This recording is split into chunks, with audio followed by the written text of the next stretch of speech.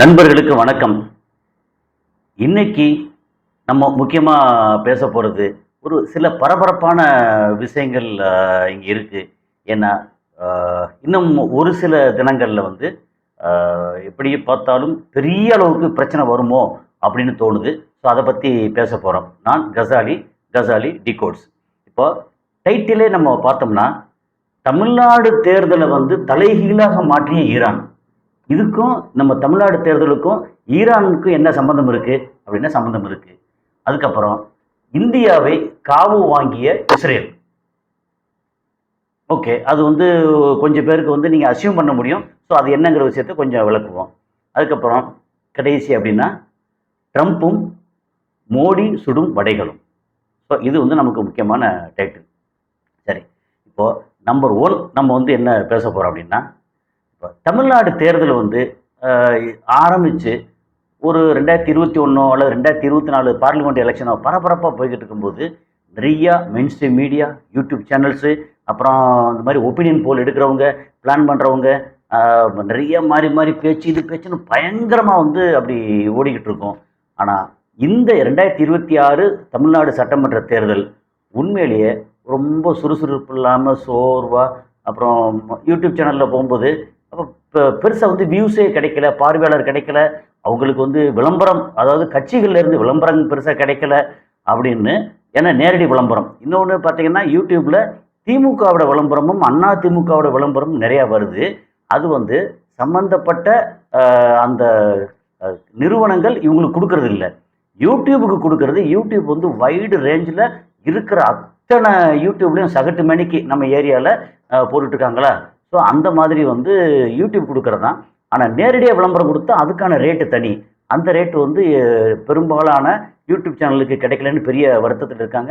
அதே மாதிரி கூட்டம் கூட்டமாக ஒரு 4 பேர் 5 பேர் சேர்ந்து மெயின் ஸ்ட்ரீம் மீடியாவில் விவாத மேடைகள் பயங்கர பரபரப்பாக பண்ணுவாங்க இல்லையா, அதுலேயும் வந்து பெருசாக சோபிக்கலை. அது வந்து என்ன தெரிஞ்சதானே இப்படி தானே அப்படின்ற மாதிரி ரொம்ப ஒரு மாதிரி போய்கிட்டு இருக்கு. அதுக்கு ரொம்ப ரொம்ப முக்கியமான காரணம் ஈரான் அப்படின்னா மிக இல்லை. ஈரான் வந்து தமிழ்நாட்டோட இந்த தேர்தலை வந்து தலைகீழ மாற்றி கெடுத்துருச்சா அப்படின்னா இல்லை. ஈரான் அது பாட்டுக்கு ஒரு பக்கம் சாதாரணமாக இருக்குது. அந்த ஈரான் மேலே குண்டை போட்டு பிரச்சனையை கொண்டு வந்து ஹர்மோஸ் இறுக்கி பிடிச்சி அதுக்கப்புறம் என்ன ஆகுமோ ஏதாகுமோன்னு நமக்கு வந்து பெட்ரோல் பிரச்சனை வருமா, கேஸ் பிரச்சனை வருமா. இப்போவே ஏற்கனவே சொன்னது தான், நிறைய இடங்களில் தமிழ்நாடு முழுக்க நாம் பேசுகிறதுலாம் தமிழ்நாடு, இந்தியா விட்டுருங்க, தமிழ்நாடு. ஏன்னா இப்போ எலெக்ஷன் நடக்கிற நேரத்தில் இப்போ பார்த்தீங்கன்னா கூட்டம் போட்டாங்கன்னா அதுக்கு வந்து பிரியாணி பொட்டணம் கொடுக்கணும். பிரியாணி பொட்டணம் ஆக்குறதுக்கு விறகு வேணும். விறகோட விலையும் ஏறி போச்சு. கேஸும் பெருசாக கிடைக்கிறது இல்லை.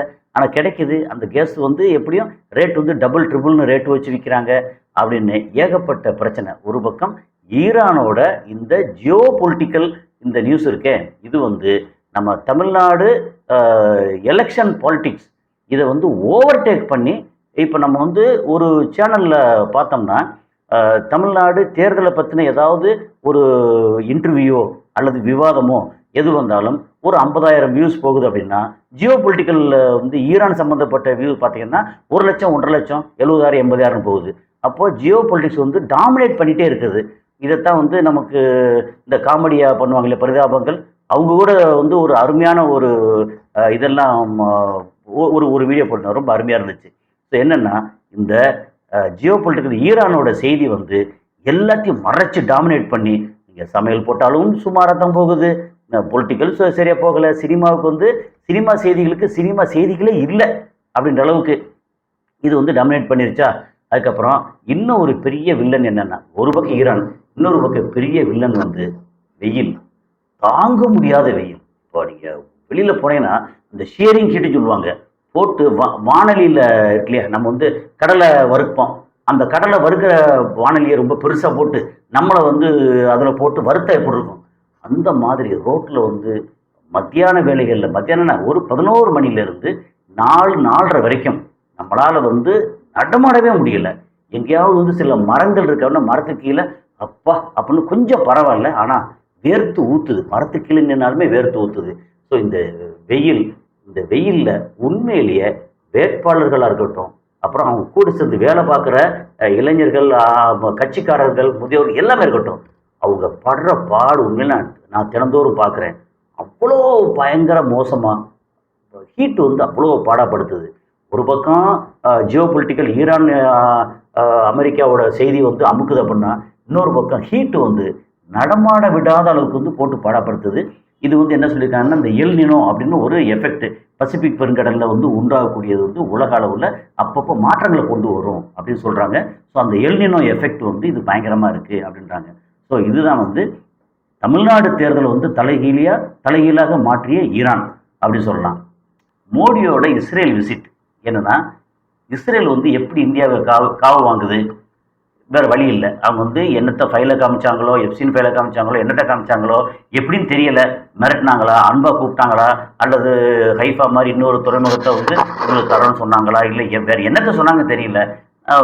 பிரச்சனை வர்றதுக்கு பிப்ரவரி மாதம் இங்கே பிரச்சனை வர்றதுக்கு சில நாளுக்கு முன்னாடி நம்ம பிரைம் மினிஸ்டர் அங்கே போனார். போய் இதனோட ஃபாதர்லேண்ட் அப்படின்னாரு. எல்லாம் மட்டும் பயங்கரமாக எல்லாம் பேசிட்டு வந்தார். வந்து பிரச்சனை தலைகீழ மாறிச்சு.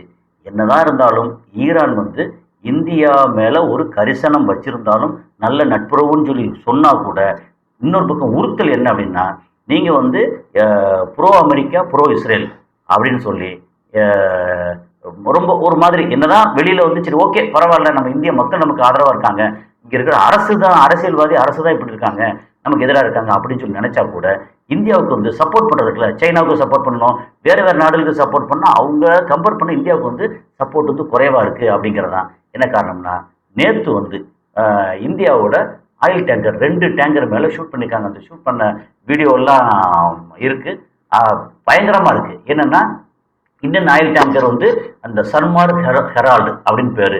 அந்த ஆயில் டேங்கர் வந்து ஈரானியன் ஃபோர்ஸ் வந்து சுடுது. பார்த்தா இப்போ என்ன அப்படி சவுண்டு வந்து அது பின்னணியில் வந்து நம்ம ஆட்கள் அந்த கப்பல் ஆயில் டேங்கரில் இருக்கக்கூடிய நம்ம கேப்டன் இவங்கெல்லாம் இதில் வயர்லெஸில் பேசுவாங்கல்ல, அவர் வந்து சேப்பா navy you gave us clearance to go but you are firing now அப்படி ப்ளீஸ் ஸ்டாப். நம்ம வந்து அவர் oil tanker is second list in clearance list வந்து செகண்டில் இருக்குது எங்களுது, ப்ளீஸ் ஸ்டாப் ஃபயரிங் அப்படின்னு சொல்லி அந்த பேசுறது. அப்புறம் பேசிட்டு okay we will turn back, நாங்கள் வந்து திருப்பி போயிடுறோம் அப்படின்னு சொன்ன அந்த 2 கப்பலை சுட்டுருக்காங்கன்னா, அதுக்கப்புறம் இன்னொரு தகவல் என்ன வந்திருக்குன்னா, அவங்க சுட்டதில் இன்னொரு கப்பல் பிரான்ஸோடுது, அனதர் கப்பல் வந்து யூகேவோடுது. எங்கேயும் விட மாட்டோம். ஏன்னா அமெரிக்கா பண்ணக்கூடிய கூத்து, அவங்க பண்ணக்கூடிய அராஜகம் உலகத்துக்கு கேடு. அமெரிக்காவை பண்ற விஷயங்கள் ஏன்னா இதைத்தான் நம்ம திறந்து விட்டோம், நம்ம வந்து ஹர்மோஸை திறந்து விட்டோம்னு சொல்லி சொன்ன உடனே தேங்க்யூ ஈரான். அதே நேரத்தில் நாங்கள் வந்து இங்கே ஃபுல்லாக ஒரு 10 கப்பல் எங்கள் கப்பல் நிற்கும், யாரையும் நாங்கள் விட மாட்டோம் அப்படின்னா, அப்போ என்னத்துக்குற எங்களை வந்து திறந்து விட சொல்கிற? உங்களை ஹர்மோஸை திறந்து விட்டு வெளியில் போகிற நாங்கள் நிற்போம்னா நீ யார்? வெளியிலேருந்து அங்கேருந்து அமெரிக்கா வட அமெரிக்கா கண்டத்துலேருந்து வந்து நீ இங்கே வந்து குறுக்க படுத்துக்கிறதுக்கு நீ யார் நீ அப்படின்னு ஒரு சிக்கல். அமெரிக்கா வந்து உலகத்துக்கு கேடு அப்படின்னு இப்போ வந்து நிரூபிச்சிருக்காங்க. ஈரான் வந்து ஒரு விஷயத்தை வந்து சொல்லியிருக்காங்க. என்ன சொல்லியிருக்காங்கன்னா, இப்போ ஈரான் ஒரு சில விஷயங்களை ரிசீவ் பண்ணியிருக்கு. யார் மூலமா?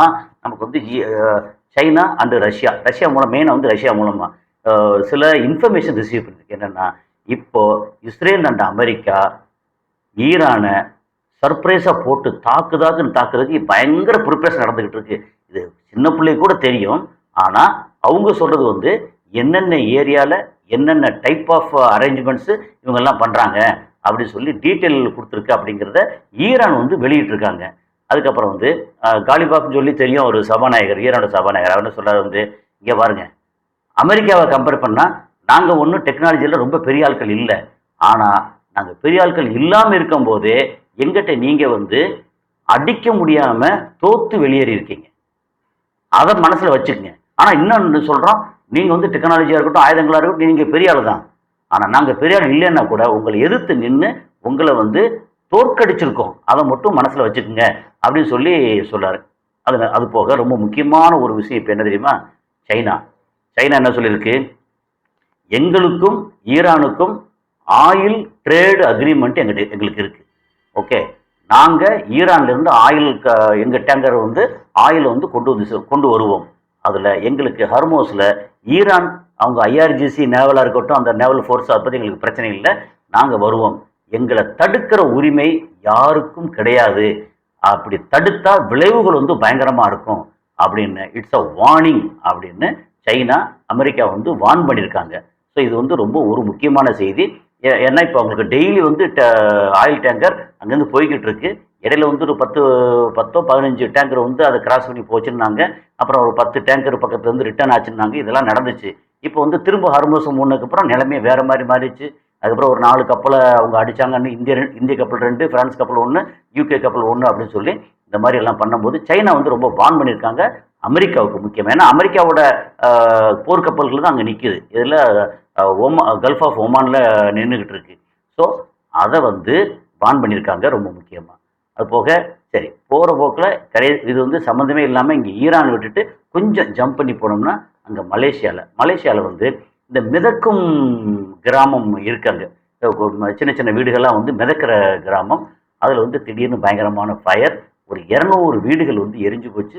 400 பேர் அங்கேருந்து அப்புறப்படுத்தப்பட்டு வேற இதெல்லாம் கொஞ்சம் அரேஞ்ச்மெண்ட் பண்ணுறாங்க. என்ன காரணம்னா நிறைய மரத்தாலான வீடுகள் ப்ளஸ் வந்து பயங்கரமான காற்று என்னமோ உரசி எப்படியோ வந்துருச்சு. 200 வீடுகள் வந்து அங்கே காலியாயிருச்சு அப்படிங்கிறது ஒரு தகவல். அது போக இப்போ வந்து நம்ம கடைசியாக ஒரு இது போட்டோமா, டைட்டில் சொன்னோமா, ட்ரம்ப்பும் மோடி சுடும் வடைகளும். மோடி என்னென்ன வடைகள்லாம் சுட்டார் நம்ம சொல்ல வேண்டியதில்லை. அவர் வந்து ஒவ்வொரு அக்கௌண்ட்லேயும் 15 லட்ச ரூபா போடுறேன்னு சொன்னதாக இருக்கட்டும். அதுக்கப்புறம் இந்த மாதிரி இப்போ கொரோனாவுக்கு வந்து தட்ட சொன்னதாக இருக்கட்டும்.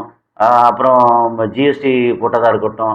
அதுக்கப்புறம் இந்த மாதிரி இதை வந்து டிமானிட்டைசேஷன் சொல்லி பண மதிப்பிழப்பு அது வந்து சக்ஸஸ்ஃபுல்லாக ஆகலைன்னா 50 நாளுக்கு அப்புறம் என்னை வந்து நடுத்தூரில் வச்சு எரிங்க அப்படின்னு சொன்னதாக இருக்கட்டும். பேசுறது ஒன்று, செய்கிறது ஒன்று. அப்புறம் பார்த்தா தமிழ்நாட்டில் தமிழ் பிறக்காம போயிட்டுனா தமிழ் எனக்கு தெரியாமல் போயிடுச்சுன்னா வருத்தப்படுறேன் அப்படின்னு சொல்லி தமிழுக்கு ஒன்றும் செய்கிறது இல்லை. அதுக்கப்புறம் ஹிந்தி திணிப்பு, சமஸ்கிருத திணிப்பு அப்படின்னு ஆரம்பித்து ஏகப்பட்ட விஷயங்களில் தமிழ்நாட்டுக்கு, இந்தியாவுக்கு பெரிய அளவுக்கு, இந்தியாவுக்கே இவர் வந்து துரோகம் பண்ணுறது, பேசுகிறது பூரா ஒன்று, செய்கிறது பூரா ஒன்று. இப்போ நேற்று வந்து ரொம்ப முக்கியமாக என்ன பண்ணிருக்கு, டீலிமிட்டேஷன் அப்படின்னு இந்த நேரத்தில் பரபரப்பாக எல்லாம் எலெக்ஷன் பிஸியில் இருப்பாங்க. இந்த நேரத்தில் நம்ம கொண்டு வந்து அப்படி ஜெயிச்சிடலாம் அப்படின்னு வந்த இடத்துல இங்கே ஸ்டாலின் ரொம்ப பயங்கரமாக எதிர்த்து நின்று எல்லாம் 40 எம்பிஸும் அங்கே போய் எதிர்த்து ஓட்டு போட்டு தோக்கடிச்சிட்டாங்க. ரொம்ப நல்ல விஷயம். அதே நேரத்தில் அவர் எடப்பாடி அவர் உண்மையிலேயே அவர் உழைப்பை பற்றி நான் நிறைய இடங்களில் புகழ்ந்து பேசியிருக்கேன். இந்த உழைப்பெல்லாம் வந்து எதுக்காக, உண்மையிலேயே அவர் பேச்சு இதெல்லாம் வந்து பயங்கர கேவலமாக இருந்தது. ரொம்ப இவ்வளோ மோசமெல்லாம் ஒரு தலைவர் வந்து பேசக்கூடாது, தலைமைக்கு தகுதி இல்லாதவர் அப்படின்னு இப்போ சமீப காலமாக நிரூபிச்சுட்டு இருக்கிறாரு.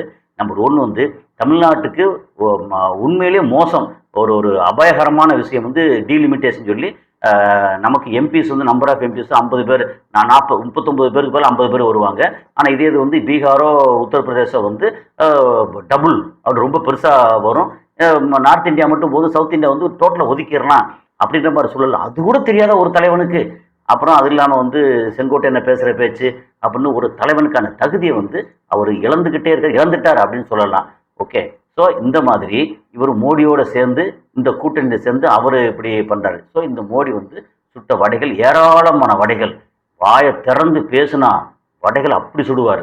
அதே மாதிரி ட்ரம்ப்பு என்ன சொல்லுவார் வந்து, நாங்கள் ஜெயிச்சிட்டோம், ஈரானை ஜெயிச்சிட்டோம், இஸ்ரேல் சூப்பர், யூகே நீங்கள் வந்து சரியில்லை, நீங்கள் போங்க, பிரான்ஸு நீங்கள் உங்களுக்கு வந்து என்ன சொல்ல உங்களுக்கு வீரமே இல்லை, அப்புறம் வந்து கிரீன்லாண்டை வந்து நாங்கள் தான் கைப்பற்ற போகிறோம். இவர் அதாவது எதெடுத்தாலும் அப்புறம் உங்களுக்கு வந்து 500% டாரிஃப் போடுறோம், 150% டாரிஃப் போடுறோம், இந்தியாவுக்கு வந்து 50% டாரிஃபு, 32 கழிச்சுக்கிட்டு 18% இப்போ போட போகிறோம். ஆனால் எங்கள் பொருள் விவசாய பொருள் வந்தால் கூட 0% டாரிஃப் வரணும். ஓகே பாஸ் எல்லாம் தலையாட்டுறதுலேருந்து ஆரம்பிச்சு 2 பேரும் மாறி மாறி சுடுற வடைகள் பார்த்தீங்கன்னா உலக அளவில் அவர் வடை சுடுறதும் இந்திய அளவில் மோடி வடை சுடுறதும், இந்த 2 வடைகளும் உண்மையிலேயே அவ்வளோ மோசமான ஒரு விஷயம். தலைமைக்கு ஒரு என்ன சொல்லுது, ஒரு நாட்டை வழிநடத்தக்கூடிய தலைவன் அப்படின்னா அங்கே வந்து உலக அளவில் வந்து தேவைப்படுற பேசுபொருளாக இருக்கக்கூடிய தலைவன் அப்படின்னு உண்மையிலேயே பயங்கர ஒரு மோசமான என்ன ஒரு மோசமான ஆட்கள் அப்படி வச்சுக்கலாம், ஒரு தகுதி இல்லாத ஆட்கள் அப்படின்னு சொல்லலாம். ஏன்னா மோடி தகுதி இல்லையா அப்படின்னா, மோடி இது வரைக்கும் 12-13 வருஷமா அவர் வந்து இந்தியாவுக்கு என்ன பண்ணியிருக்கிறாரு, கொடுத்த வாக்குறுதி இதில் என்ன பண்ணியிருக்கிறாரு, ஒன்றும் பெருசாக பண்ணதில்லை. ஆனால் ஒரு 2 பேர் அம்பானி அதானிக்கு மட்டும் ரொம்ப பெருசாக பண்ணியிருக்காரு. ஏன்னா ஒரு இந்தியனா நமக்கு இப்படி வருது. அதே மாதிரி எங்கேயோ இருக்கிற ட்ரம்ப் வந்து திடீர்னு ஈரானில் குண்டை போட்டு இப்படி பிரச்சனை பண்ணி இப்போ நம்ம வயிற்றில் அடிக்கிற அளவுக்கு கொண்டு வந்துட்டாங்கல்ல. அந்த ஆள் வடை சுடுறது, அப்புறம் உலகத்தின் சைத்தான், ஒரு கிரிமினல், நம்பர் 1 கிரிமினல் வந்து நெத்தன்யாகு, அந்த ஆள் படுத்துகிற பாடு. இப்போ வந்து வேறு வழி இல்லாமல் என்னமோ கொஞ்சம் அடங்கியிருக்கிற மாதிரி இருக்காங்க. ஆனால் ப்ரிப்பேர் பண்ணிட்டு இருக்காங்க ஈரான் அடிக்கிறதுக்கு.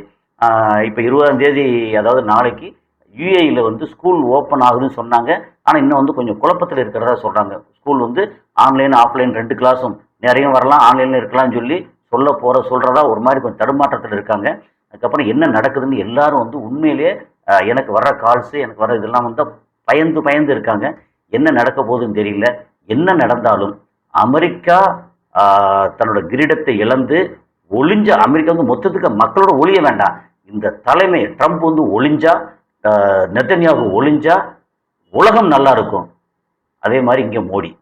ஸோ அடுத்த காரணம் என்ன விஷயங்கள், அடுத்தடுத்த விஷயங்கள் அப்டேட்டை வந்து சொல்லுவோம். நன்றி.